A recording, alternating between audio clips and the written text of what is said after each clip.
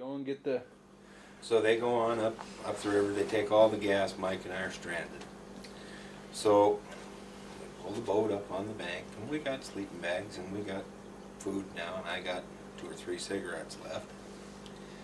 And we got this big sandbar. What these guys are going to do is they're going to go into Manly Hot Springs, and there's bush pilots there that they'll hire to bring us out gas and a prop for our motor. So we got a spare. So first thing we do is we kick out a runway on this sandbar and, you know, put him up something so he can see where the wind's blowing. Because we know this guy's going to be bringing us supplies, and he's going to be on skis or wheels because, you know, the river, you can't land a float plane in the river no more. Yeah. So we get that all done, and we decide, well, we better fix a place for the night, so we build this shelter up against this gravel bank and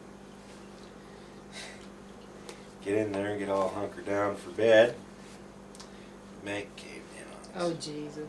Oh, no. In the process of that happening, a rock about the size of a wooden match, pebble about the head of a wooden match, Yeah. got in my eye, and I couldn't get it out.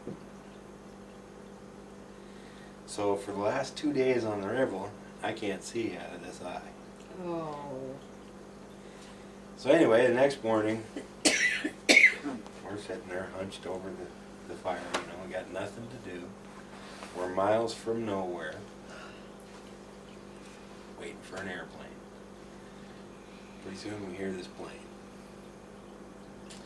Well, this plane flies on down the river right on by us, you know. We're waving, we got the big sign out. Pretty soon here the plane comes back. He flies on by this way. Are you stupid or what? This has gotta be our guy. He's looking for us. And pretty soon he comes back and he dips his wings, he sees us and he sees our flag, and he comes around and he starts to land. Well, there's ice out on the river. It's not very thick. So this guy lands on the sandbar. He comes to the end of the sandbar and he keeps right on going Oh, my God. out onto this ice. Oh, no. And as he kicks the thing around and starts back towards shore, the tail is starting to do this because the ice is breaking. Oh, you my know? God.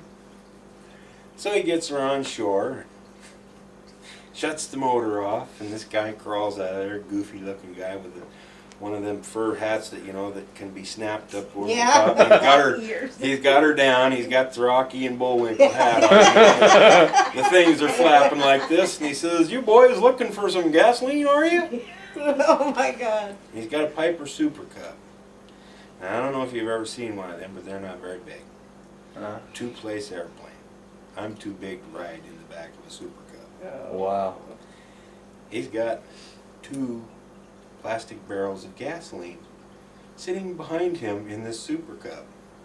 I don't know what them acid barrels hold. It's not 55 gallons. Between the 2 of them, they had like 50 gallons of gas. Mm-hmm. He's got that jammed in the back of this Super Cub. He rolls her out onto the beach. He pulls out a box, got a brand new prop for our motor, and he says, "Well, you think that'll get you guys home?" And, "Oh yeah, that's going to do us." And everything's all taken care of. He's been paid and all that. We get the stuff out of the way. And he says, "Yeah, I'm going to have to get them brakes fixed. That was kind of a close call." Yeah, pretty close. He says, "Now, if there's one more thing that one of you guys are going to have to do." I said, "What's that?" He says, "You're going to have to prop this plane." I said, "What?" He says, "Well, I don't have a starter either, so one of you's going to have to give that prop a flip Oh, my God. to get this plane started." I said, "You're shitting me, right?" Oh no, it starts real good. It's been running all morning now, so just be careful you don't stumble and fall forward when you want to give her a flip and get the hell out. So I jab old Rakestraw and says, "Yeah, you just give her the old flip there, Rakestraw, I'll watch." He did. He walked up and he gave the flip and pops, and Guy waves and slams the door and away he goes. So we put our gas in the boat. We head up the river. Well, we tore the prop out, so we had to put the extra prop on. And it's getting dark, and I'm laying on the front of the boat with the flashlight, because we know that we're within, stone's throw of Manly Hot Springs. We can't go in the slough because the water's down, but we know that we're almost to the landing, and Mike's pickup's going to be parked at the landing. We just know. So we're motoring along, and I'm shining the light, and it's pitch dark. And Mike, he's broke all of the controls on the motors and stuff broke, so we got the gaff wired to the side of the motor, and that's how he's steering. Oh. And he's got the throttle to run the throttle. It's still up by where the steering wheel is, so he's got to steer, and if he wants to change speed, he's got to jump up there and pull the throttle. Oh, Lord. So we're kind of fumbling through the dark, and somewhere along the line, we came to a slough, and I steered us into the slough. So we went up the slough for miles, and it dead ends. You don't come back out onto the main river. So we get up in there, and there's this Eskimo and his family, our camp. They've been making, catching salmon and putting up their dog food Yeah. for the winter. And he says, well, come on in and camp. And they got a big bonfire, and we can see him real well. No, we're almost to Manly. And he says, no, I'm sorry, but you got to go back down the river about 5 miles and get back out in the main river. And so we go back down river and we go up, but he says you're only about 5 miles from the landing, Manly, once you get back out on the river. So we go and we get to the landing at Manly at 12:30 at night. So it's really cold. My feet are frostbit. They have no feeling in them.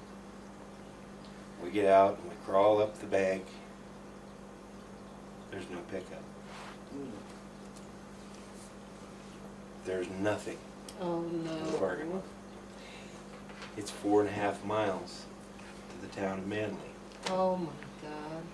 We walked 4.5 miles to Manly. And by the time we got there, I was in so much agony because the blood started flowing to my feet again. And it hurt so bad. I ended up walking in my bare feet because I couldn't stand to have my feet were swelled up and Oh, my God. had to take my shoes off. Anyway, 3 o'clock in the morning, 3:30, whatever it took us to get there. We come to the bar in Manly. That's where everybody's at. They're still partying in the bar. Oh, my God. I walked in and said, Mr. Livingston, I presume? You better have lots of whiskey, because I just walked 4.5 miles and somebody's about to get their ass kicked for not leaving the pickup out at the landing.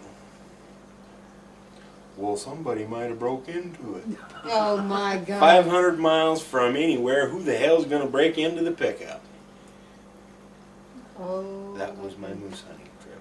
You enjoyed every bite of that moose, didn't you?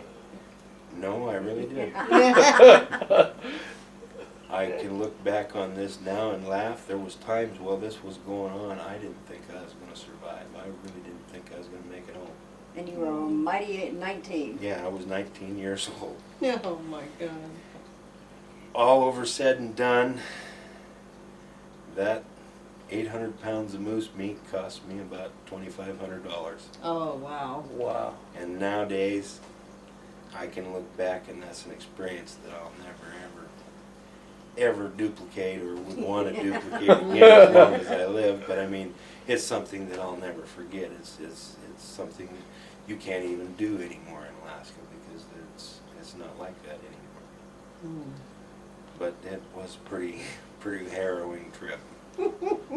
And when I got home, Mom took a tea bag and put on my eye, and soaked it. It drew the pebble out of my eye, and if I'd have been a little smarter, I could have done that on the Did you smoke riverbank. You smoked No, it? I still had lots of tea. Oh, no. Mm-mm-mm. And to top everything else off, I didn't even get to keep my moose antlers. Why? Because when they went to Woody's place and unloaded everything, one of his dogs chewed mine up. So, Did you shoot the dog and mount him on the wall? What's that? A moose? That's my moose A there. trophy. Yeah. It may look like a double picture. And the sleeping out that night after you left the cabin, no wild game was after you or anything? Oh, Didn't no. you have any wolves howling or? oh yeah, we heard wolves howling every night. One other incident that happened while we were at this cabin where we were staying. There's bunks on both sides of the cabin. I'm on one side and Woody and Mike are on the other side. And over in that corner is the food. Got a wooden box there with a lot of food in it. So hear this scritching, you know, figuring it's probably a mouse, pack rat, whatever. The next thing I know, somebody shoots in the house. Oh, Well, I had my back to him. I didn't realize that Rakestraw had turned on his flashlight. And here's the rat sitting up on the edge of the food box, and he pulled out his .44 pistol and shot the rat off the food box by shining a flashlight in his eye. oh God. Well, Carl jumped right through the goddamn window. What the hell's going on? Well, then he showed me that he killed it. Rat shooting. Did you go back up to the cabin and replace the wood in the fireplace and the food in the box? No, but the people that owned it were in Tanana. They squared it with them when they were in Tanana. Hmm. And we relayed the fire and everything was set up, ready to go when. I often wondered if anybody ever restocked those like they're supposed to. Because especially like you going that far away, getting back up there would be a bugger. You An find experience you really look forward to going back down that river again. you find somebody that's either knows the people or is going that way, and everybody's real good about it. I mean, you know, hey, if you're going that way, fix this up with.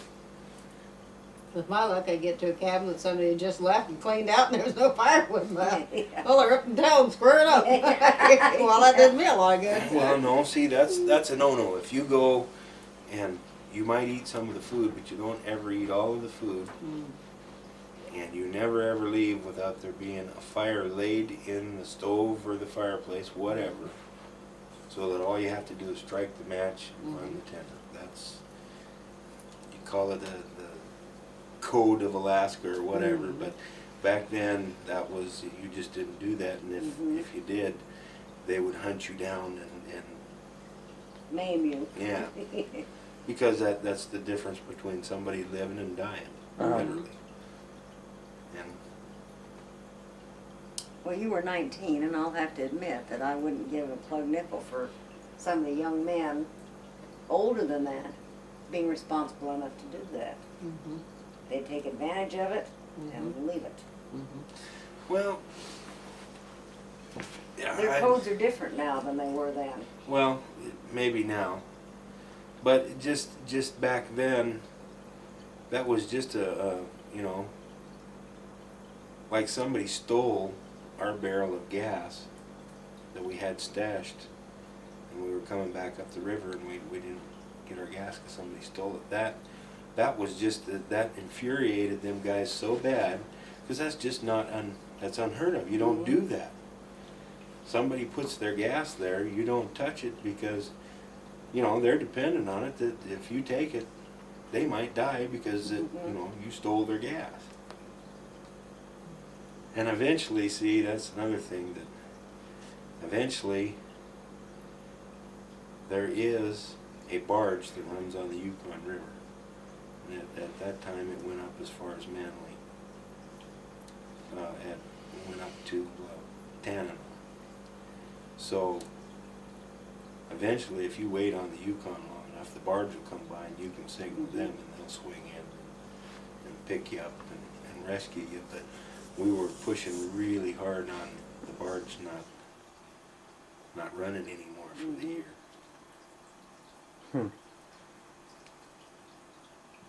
What? Carl has to check into the motel in the next half an hour because their office closes at 11 o'clock. Okay. Okay. Well, Is it 10:30 already? Geez, for somebody that didn't want to run his mouth, I've been doing a real good job of it, huh? what did I tell you? Done I good. told you once I cornered you and got you talking, it would keep going. Anyway, any last words? Before we shoot you. Because I figure we'll give you 15 minutes for that one. You know, after what I've been through in the last couple of months, I don't like the sounds of it. No. The blindfold, no not- cigarettes, already Not played. final words. Any for last the thoughts to videotape. wrap up the videotape? Yes. It's been a strange and wonderful life. Strange, I'll give you that. It's been fun. Educational. Yeah. I can't remember the words that an old logger buddy of my dad said at his funeral. His name was Mark Gumar. He was from Priest River. And at Dad's funeral he said something about the timber's all skidded, the stumps are all pulled. It was a good strip, but now it's done. Something like that. I can't remember the exact words, but that kind of is how it feels. Well, End of the trail, huh? yep. Give us a quick wave. Bye-bye.